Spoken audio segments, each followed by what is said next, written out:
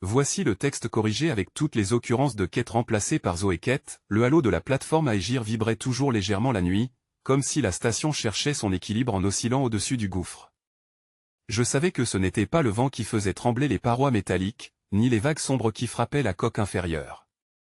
C'était le tunnel axionique, là-dessous, ces pulsations sourdes infusant la mer d'une rumeur que seuls mes implants laissaient passer. Une résonance continue, glissante, comme un cœur minéral émergé du noyau de la planète. Quand je fermais les yeux, j'entendais des harmoniques qui ne venaient pas d'ondes acoustiques connues. Elles vibraient dans mes tissus, dans la moelle qui s'était imprégnée de circuits organocristallins. Le consortium m'avait vendu cette augmentation comme un simple outil de calibrage sensoriel, utile pour repérer les poches d'énergie instables et assurer la sécurité des sondes minières. Mais jamais il n'avait expliqué pourquoi mes rêves se remplissaient désormais d'algues fluorescentes, de coquillages respirant comme des poumons, de créatures invisibles imposant leur rythme à mon cœur en pleine nuit. Je me suis avancé sur le pont d'observation, glacé. En dessous, le bouillonnement de l'océan substrat semblait immobile, presque huileux. Une couche d'ombre, luisante, pesait à l'horizon. Pourtant, derrière cette immobilité, mes capteurs internes s'agitaient, microchocs électriques et fibres dans mes tempes qui se contractaient comme un poisson hors de l'eau. Le tunnel m'appelait. Un grésillement eut lieu dans mon communicateur. La voix du superviseur fendit le silence. Zoé Quête Zoé, descente prévue à l'aube. Équipe réduite. Tes implants suffisent à l'analyse. Pas de réclamation. Sa froideur n'était pas une surprise. Ici, aucun de nous n'était autre chose qu'un instrument. Je suis rentré à ma cellule. Les couches de métal étaient saturées d'odeurs de lubrifiant et de salinité. Je posai ma paume sur la paroi. Mon implant thermique traduisit la vibration métallique en chaleur imaginaire, et soudain, derrière cette fausse chaleur, un murmure, presque un souffle, insinua une syllabe que je ne connaîtrais jamais dans aucune langue humaine. Cela ne venait pas d'un émetteur technique. C'était l'océan conscience. Je voulus détourner l'esprit, mais les filaments neuronaux reliés à mes implants ne m'appartenaient plus vraiment. Dans le noir, des images survinrent, une colonne d'eau perforée de bioluminescence spiralée, un organisme géant à demi minéral, à demi osseux, qui me fixait de son œil abîmé, et à travers cet œil, une intelligence intriquée dans des millions de synapses aquatiques. Le matin, la coque de la barge auxiliaire fut immergée avec brutalité. J'étais arrimé au harnais. Chaque vibration de l'impact contre l'écume faisait trembler mon corps. Nous étions 3, 2 techniciens armés pour assurer le contrôle des modules et moi, la biologiste augmentée, censée assurer la lecture fine des signaux axioniques. Aucun d'eux ne savait que mes nuits étaient hantées par le gouffre. La descente fut d'abord banale. Lumière atténuée, couronne de bulles, bancs de méduses dilués dans la clarté bleuâtre. Mais au-delà de 200 mètres, la teinte se mua. Ce n'était plus du noir. C'était un gris épais, comme si la lumière se dissolvait avant d'exister. Mes implants s'ouvrirent contre mon gré, j'avais l'impression que chaque cellule de mon corps cherchait à capter, à traduire. Les index du tableau quantique s'illuminèrent d'anomalies, que l'un des techniciens s'efforça de commenter. Champs instables, rotation lente, déphasage multiple. On devrait ralentir. Ils ralentirent. Mais mon esprit avait déjà plongé. Un flux m'envahit. Pas une voix unique, mais une coulée d'intention. Elle ne se conformait pas à ma pensée humaine, elle se superposait, elle palpitait comme des méduses inversées. Les organismes abyssaux aux alentours semblaient se contracter à l'unisson. Même les crustacés semi-transparents de la coque se plaçaient en ligne, comme guidés par une partition que mon nom résonna dans la chambre d'eau sombre comme un filament d'argent déchiré. Zoé Quête. La syllabe se répéta, sans souffle, sans bouche, déroulée directement dans mes synapses. Je crus d'abord à un spasme de mes implants, mais la netteté brossait autre chose, une volonté étrangère qui avait effleuré mon esprit.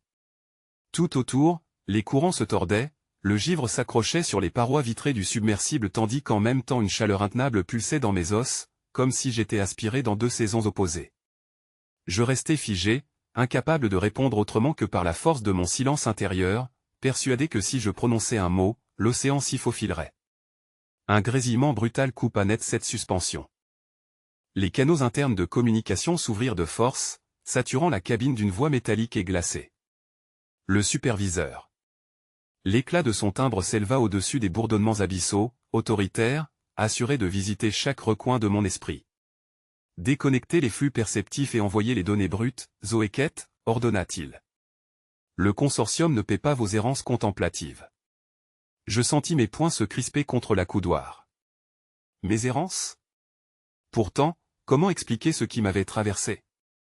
Un regard abyssal tourné vers moi, une nomination parfaite, la certitude que quelque chose me jaugeait au cœur même du tunnel axionique. Je répondis d'une voix rauque, plus sèche que je ne l'aurais voulu, je transmets les relevés.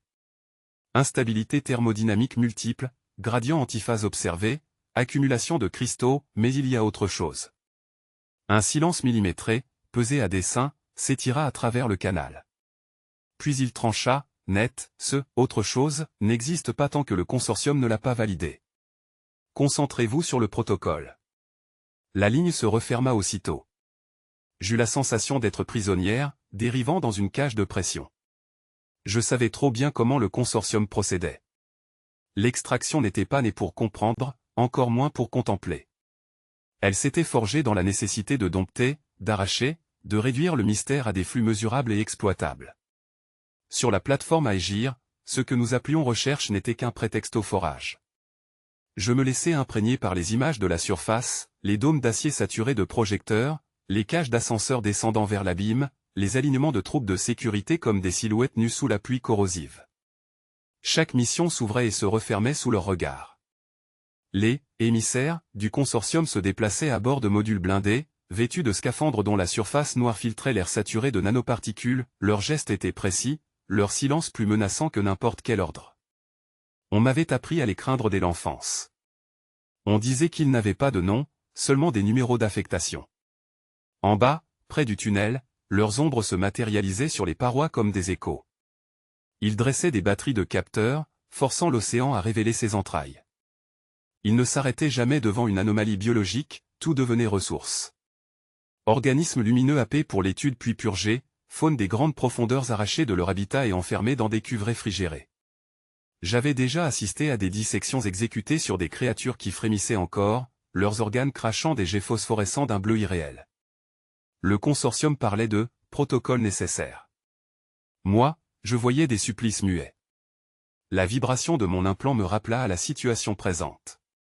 On essayait de verrouiller mes flux sensoriels à distance, forçant les circuits neuronaux à rendre des données brutes. Le signal était invasif, douloureux, semblable à une main invisible s'insinuant dans mon crâne pour y tordre les fils. Je résistais. Ce n'était pas seulement une crispation physique, mais une défense inconsciente, comme si la présence océane elle-même bloquait l'intrusion. Je perçus sous mes paupières closes une silhouette mouvante, faite de fluide et d'étoiles, qui se posait entre eux et moi. Je murmurai presque sans le vouloir, articulant dans l'habitacle, « Je ne suis pas seul ici ». Le sonar cliqueta, résonna d'échos étrangers. Le tunnel répondit par une succession de pulsations sonores, parfaitement régulières. Pas de hasard, un langage. Chaque intervalle vibrait jusque dans mes implants, s'ajustait à mes propres rythmes cardiaques, comme si le gouffre s'amusait à calibrer mon être. Les émissaires du consortium, postés non loin, réagirent aussitôt.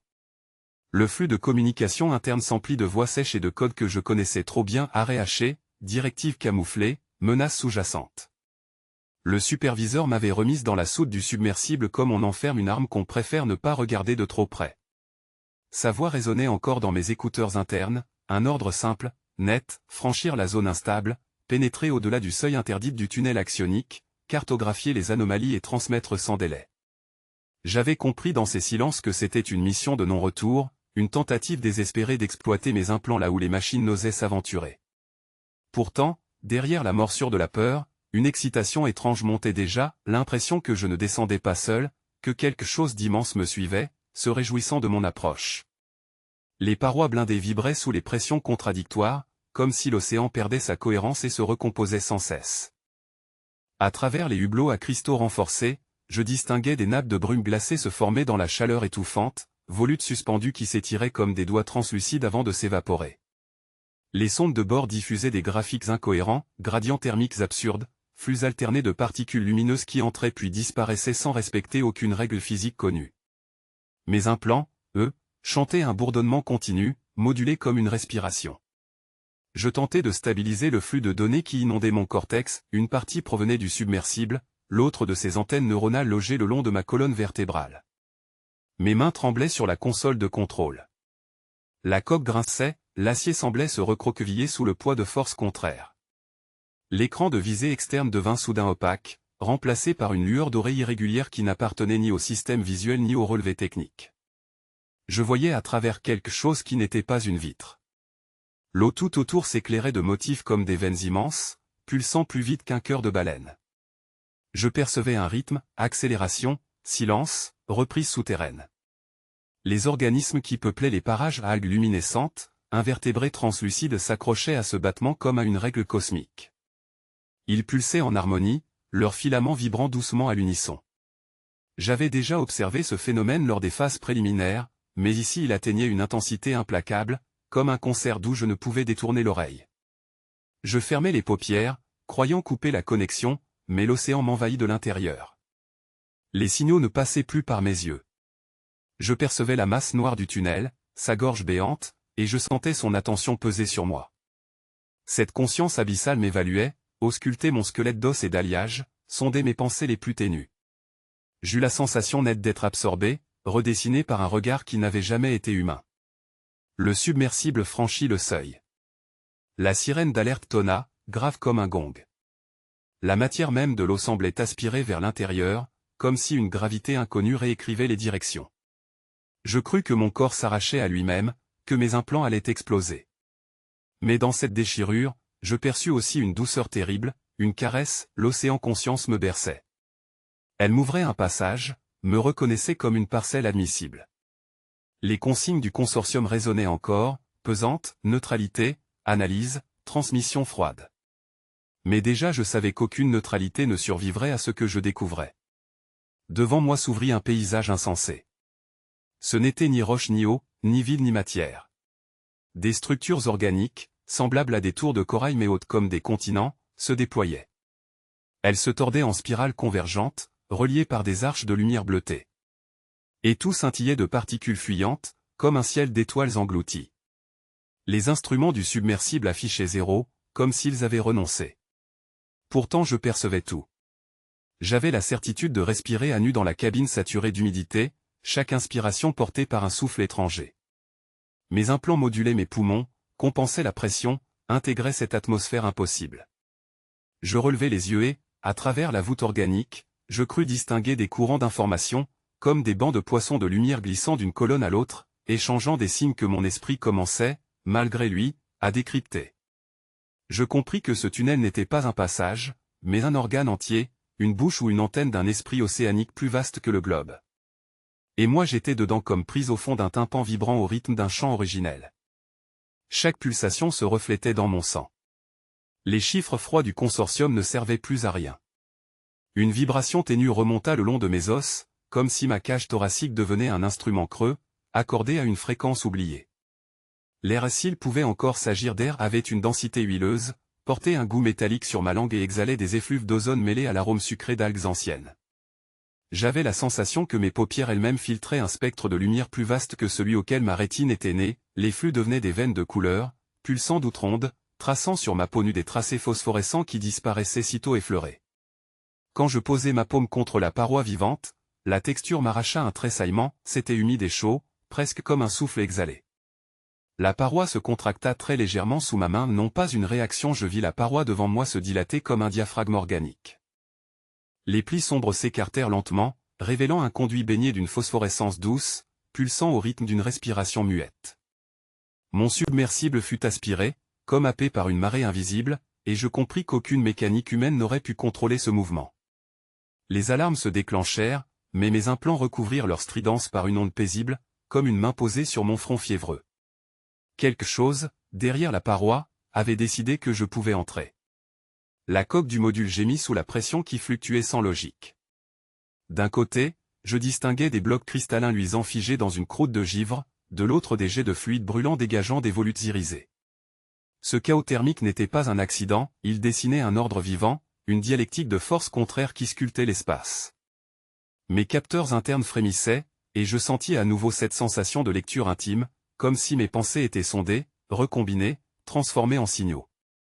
Au-delà du passage, mon regard fut happé par un spectacle qu'aucune cartographie ne pouvait contenir.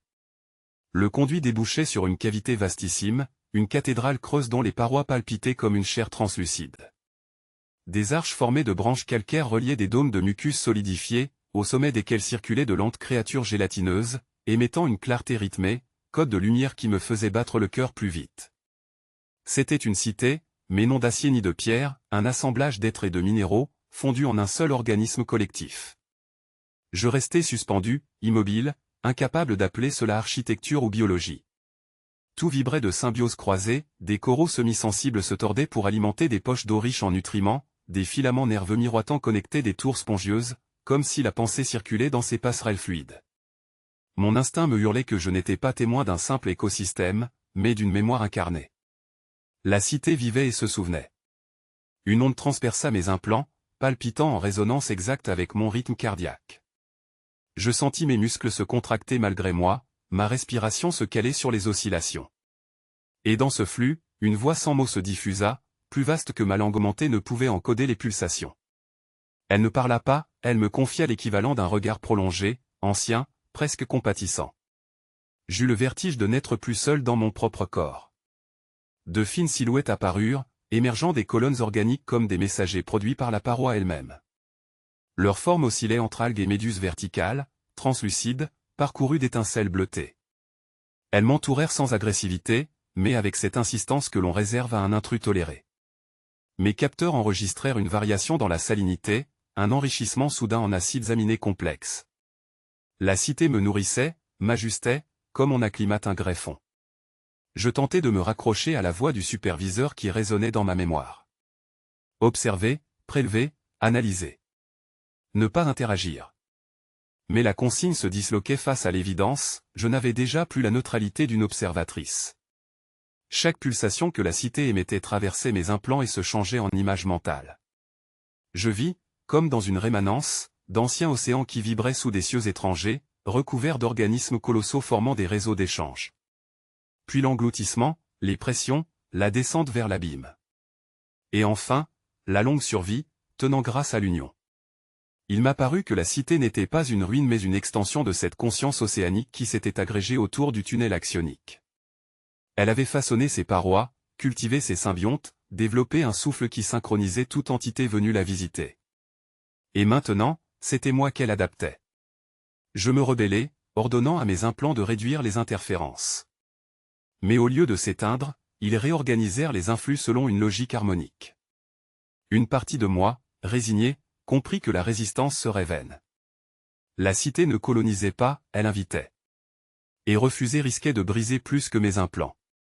Des vibrations parcoururent le sol organique, s'élevant le long des piliers translucides.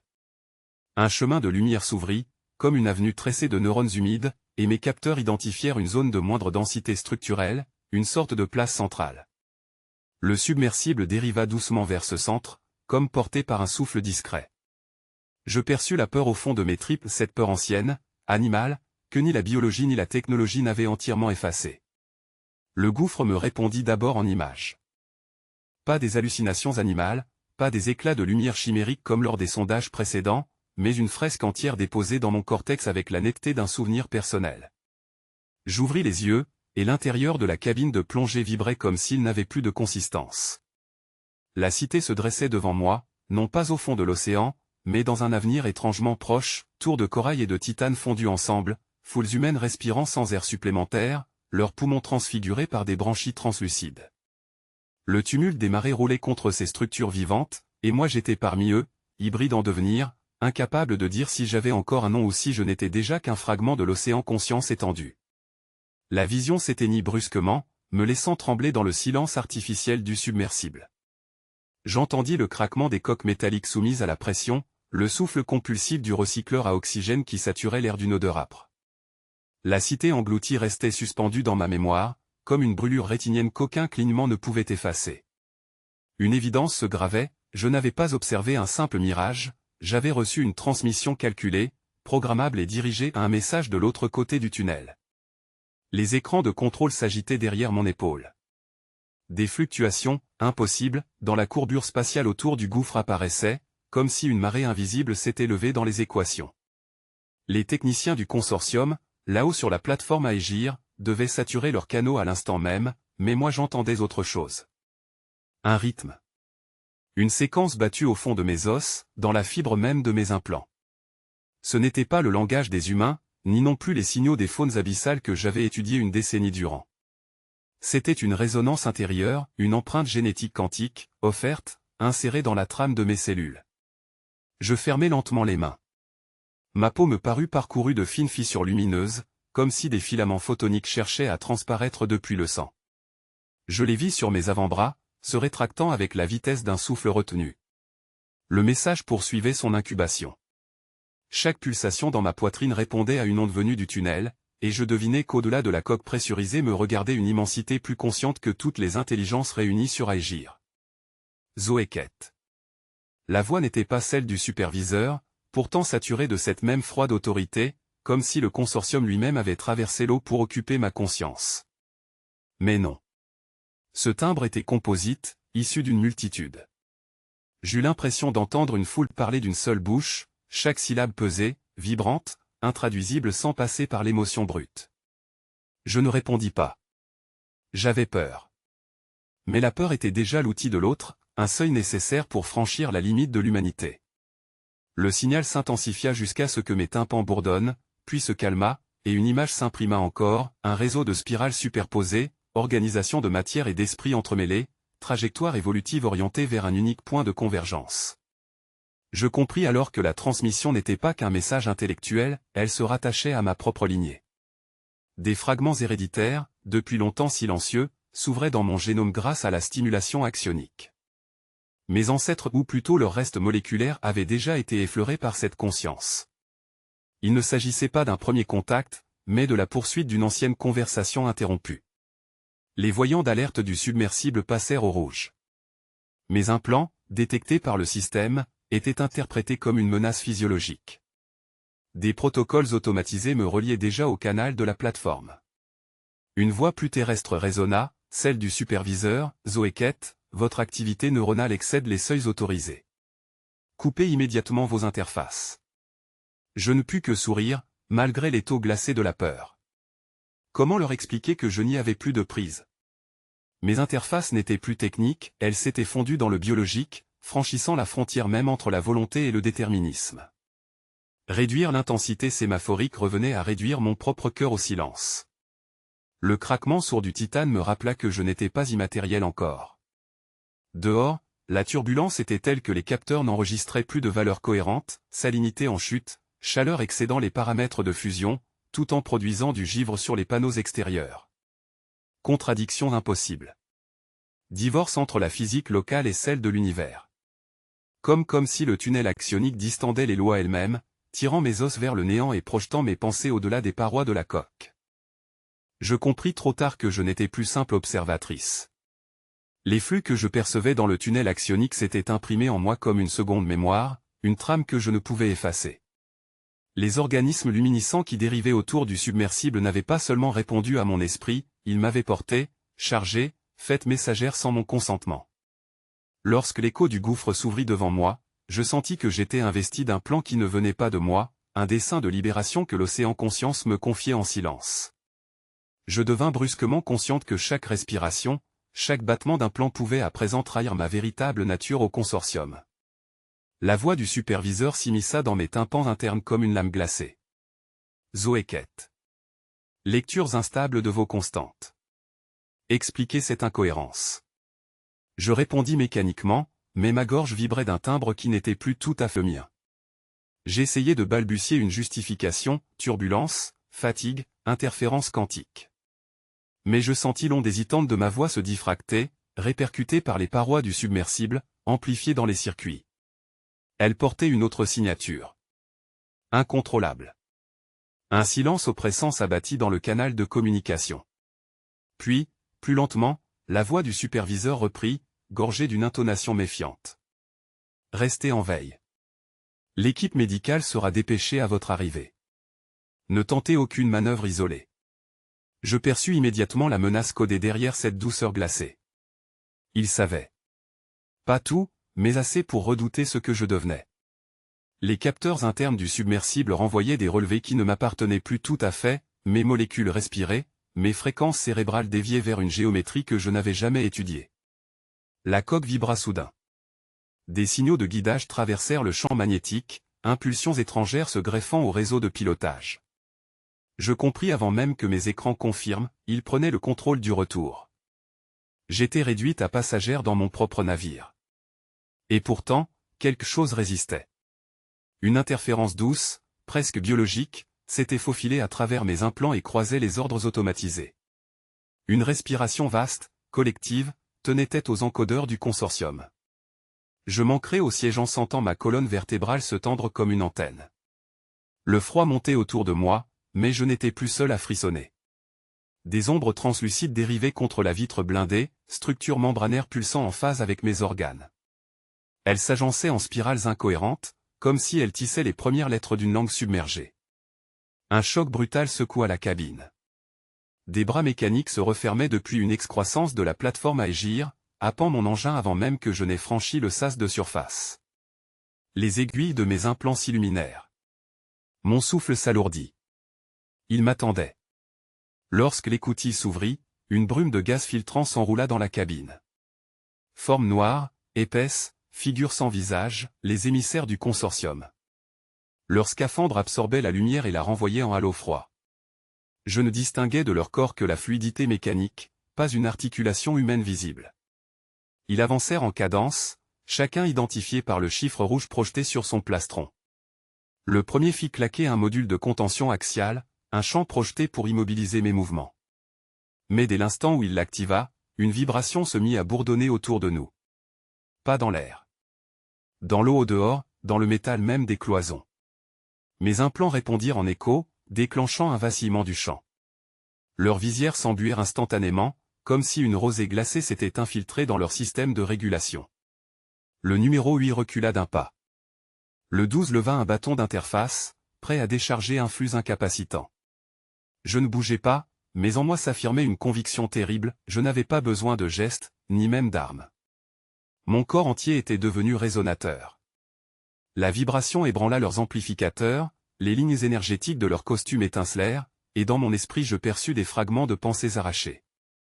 Non pas des mots clairs, mais un vertige de peur, des images de directives, la voix sèche du superviseur incrustée sous leur crâne. Les émissaires se figèrent, hésitant à s'approcher davantage de moi. J'étais toujours assise, mais je sentis le dispositif de contention se déliter comme une bulle percée. Le silence envahit la pièce, seulement troublé par le souffle des conduits où l'air recyclé vibrait comme une plainte. Le souffle à l'intérieur de mon scaphandre se répercutait comme un écho d'outre-monde, sec, mécanique, sur fond de grondements liquides. Une vibration étrangère, subtile mais insistante, dilatait le silence de mes pensées. Elle ne provenait ni des propulseurs du submersible, ni des circuits d'assistance, je la sentais au cœur même de ma cage thoracique, dans mes implants axioniques et dans la moelle de mes os.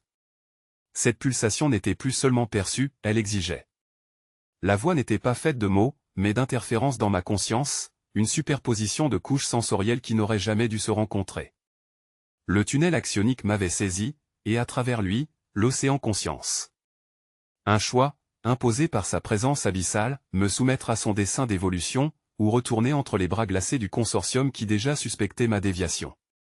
Je ne répondis pas. Je ne pouvais pas répondre. Mon esprit vacillait, happé par les flux thermiques contradictoires autour de l'abîme, bulles glacées montant en spirale, nappes brûlantes se déchirant dans un même courant. Pourtant, l'exigence demeurait en moi comme une brûlure lucide, je n'avais plus le luxe de demeurer spectatrice. Ma gorge roula un râle étouffé. En me forçant à inspirer, je perçus un détail troublant, la composition de l'air recyclé avait changé. Une part d'oxygène s'épanchait hors des limites prévues, saturée d'isotopes improbables, comme si l'océan lui-même transmutait les molécules dans mon réservoir. Mon corps absorbait cette anomalie avec avidité, mes capteurs internes déclenchant une avalanche de rapports biométriques que je n'arrivais plus à hiérarchiser. Le superviseur appela sur le canal. Sa voix synthétique, froide comme la tôle immergée, claqua dans mes oreilles. Zoé Kett. Les relevés indiquent une perte de calibration de votre scaphandre. Confirmez l'intégrité de vos capteurs. J'hésitais, les doigts crispés sur la console sensible. Si je décrivais la vérité, ils interrompraient la mission, me rappelleraient à la plateforme à égir sous escorte. Mais mentir ajoutait un poids dans ma poitrine, déjà trop gonflée des vibrations intérieures. Tous les systèmes fonctionnent.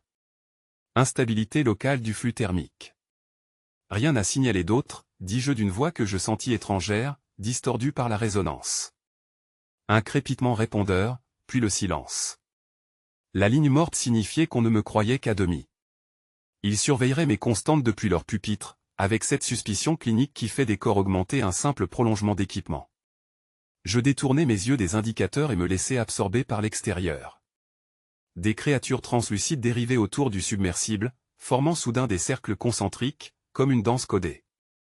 Chaque battement de leur membrane gélatineuse coïncidait avec mes propres pulsations cardiaques. Au lieu d'une peur instinctive, je ressentis un engourdissement nouveau, presque une tendresse épouvantable, ils m'accueillaient. Je compris alors que je n'étais plus simple observatrice, mais pièce de leur chorégraphie. Je voulus lever la main, mes doigts répondirent par un geste que je n'avais jamais appris. 3 phalanges pliées, 2 tendues, le tout projeté contre la vitre arrondie du hublot. Les créatures répondirent aussitôt, modifiant la cadence de leurs lueurs internes. Mes implants se contractèrent, imprégnés, et j'eus l'impression que des filaments invisibles reliaient mon système nerveux à leur réseau de lumière. Le tunnel s'ouvrit devant moi, vaste trou noir ourlé de fluctuations argentées, comme une blessure temporelle. Un anneau de glace se forma à son orifice, cristallisant en corolles évasées, alors que des filets de vapeur incandescente jaillissaient par intermittence. Les lois élémentaires semblaient échouer ici, incapables de stabiliser le chaos. Un spasme brutal me biaisait la respiration. Mes implants thoraciques poussèrent des signaux de détresse, affichant des taux d'absorption cellulaire incompatibles avec la survie humaine. Pourtant je vivais.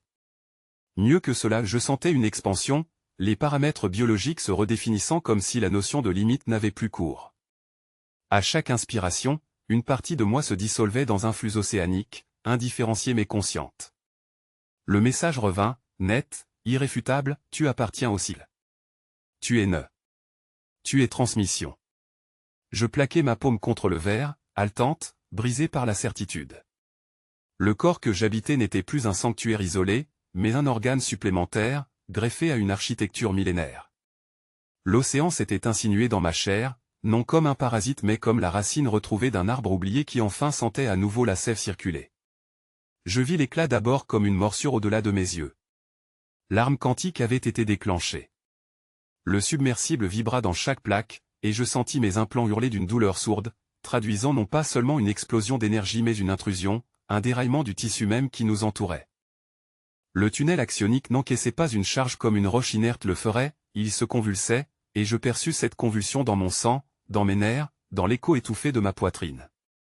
Quelque chose se tordit à la fois dans la faille et en moi, et j'eus la certitude que ce projectile ou ce poison n'avait pas frappé une cible matérielle, mais une conscience, une matrice vivante qui ressentait l'agression.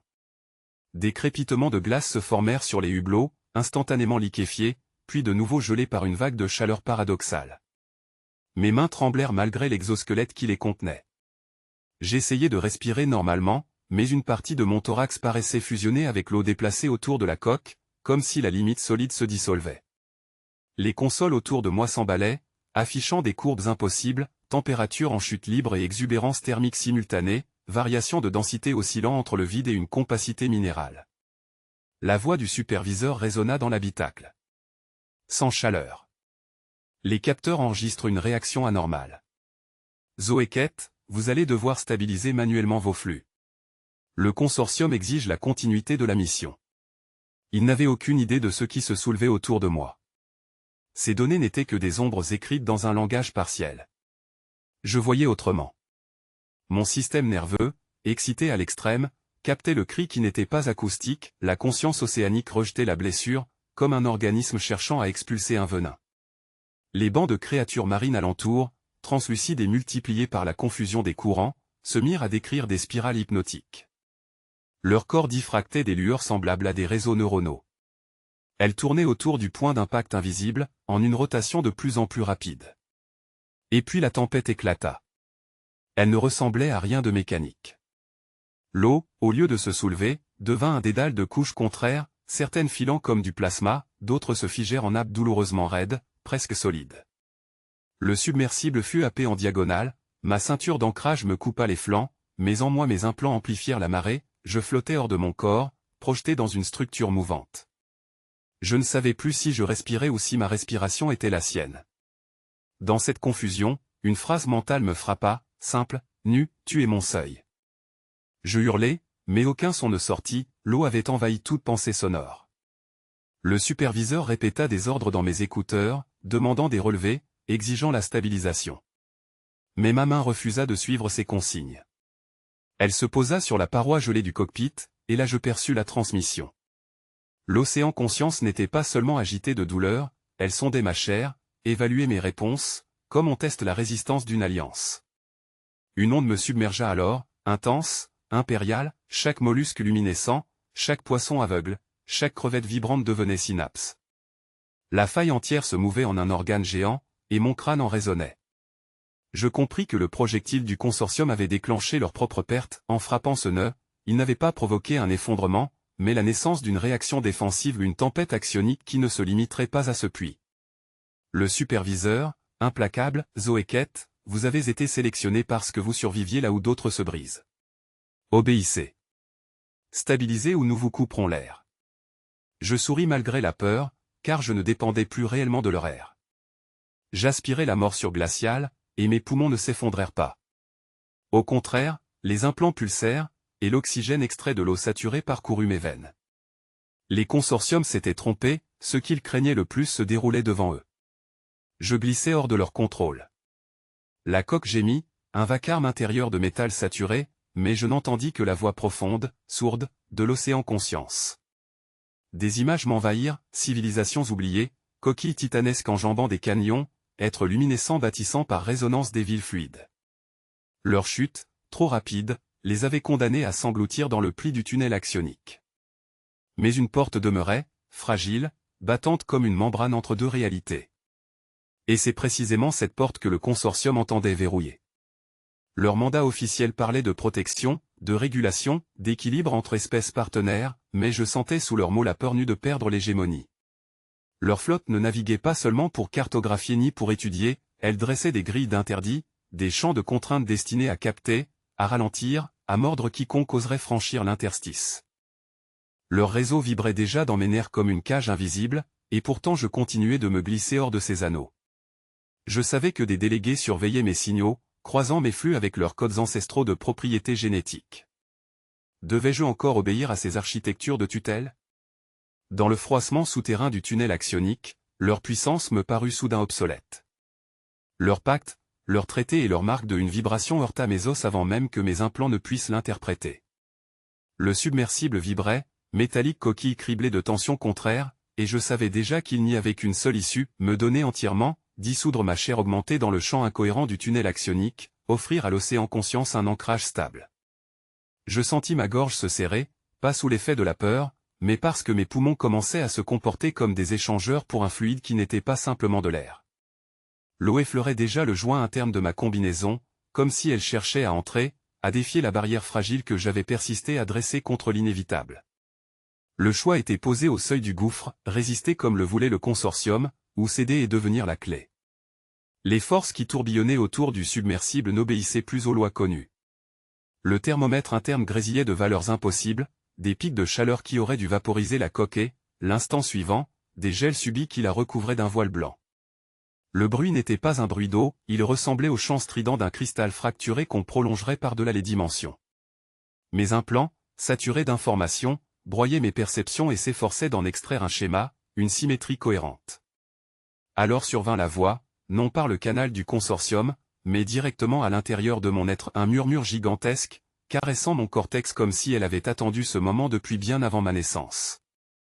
Je savais que je n'étais plus observé de l'extérieur mais de l'intérieur même de l'océan conscience.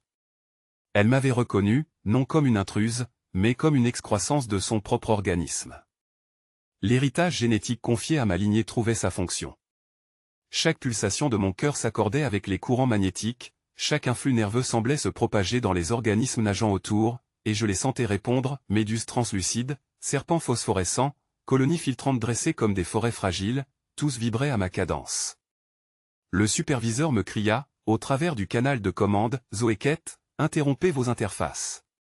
Vous perdez le contrôle, vos constantes dérivent. Mais sa voix paraissait si étrangère que je dus faire un effort pour y accorder de l'attention. Son autorité métallique était comme une ombre creuse face à la densité de l'océan. Le consortium ne tolérera pas d'écart. Coupez cette synchronisation, ou nous serons la mission et votre signal vital avec. À travers la buée sur la visière, je vis mes doigts trembler, mi-chair mi-fils, comme s'ils cherchaient déjà à se dissoudre dans la pulsation universelle. Une idée flamboya, si je m'ouvrais entièrement, je pouvais stabiliser la convergence entre les flux contraires, empêcher le tunnel de basculer dans une fracture irréversible qui aspirerait la colonie flottante et la plateforme à égir. Mais cette offre nécessitait ma dissolution à un sacrifice que le consortium interpréterait comme trahison, et que ma propre chair redoutait par instinct. Pourtant, l'océan conscience ne demandait pas mon effacement même à transformation. Je sentais qu'au bout du processus, quelque chose subsisterait de mon identité, mais élargie, transposée, plus vaste qu'une existence humaine. Je détachai le verrou sécurisant l'interface thoracique de ma combinaison. Les aiguilles de transfert jaillirent et plongèrent dans ma peau, connectant mon système circulatoire au capteur de flux. Une douleur vive éclata, très vite saturée par une sensation immense, comme si mes veines accueillaient la marée. J'eus le vertige, mes yeux se reflétèrent dans la vitre du poste, l'iris se dilatait au point de noyer la pupille, comme si un océan miniature s'était logé en moi. Je respirais non plus l'air comprimé du submersible, mais une vapeur imaginaire, mélange de mémoire et de foudre. Le canal du superviseur devint hystérique, alarme, ordre contradictoire, menace de coupure. Mais déjà je n'appartenais plus à ces registres. En moi, le mouvement océanique se déployait. Les créatures extérieures formèrent un cercle, une danse synchronisée autour du submersible, comme si elles me saluaient. Le tunnel axionique palpita, et je compris, il n'était pas une faille mais une bouche, pas une anomalie mais un organe respirant des dimensions. Une respiration commune m'habitait, et je devins son diaphragme. Je voulais résister encore, par réflexe, par fierté humaine. Mais l'évidence m'engloutit. Si je me refermais, le consortium ouvrirait d'autres brèches, aveugles, et libérerait une tempête destructrice.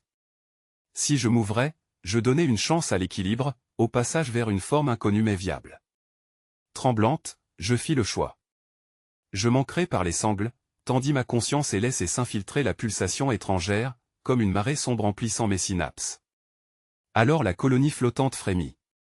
Ceux qui vivaient à la lisière des flots sentirent, sans comprendre, la pression de l'océan se redistribuer, les courants pliés sous un ordre secret. Les serres d'algues cessèrent leurs gémissements, et les dômes de culture cessèrent d'osciller avec l'indiscipline des vagues. Un silence neuf, profond et presque effrayant, s'installa dans les coques communautaires, un apaisement né de ma décision, mais aussi une dépendance nouvelle, car tous perçurent qu'un seul seuil, incarné en moi, pouvait désormais garantir leur équilibre. Sur la plateforme à égir, ce fut un autre ébranlement. La charpente métallique, forgée pour résister aux lames, vibra sur des fréquences qu'aucun technicien n'avait prévues. Les turbines, longtemps victimes de déphasages imprévisibles, synchronisèrent soudain leurs battements avec une fluidité organique. Pourtant, derrière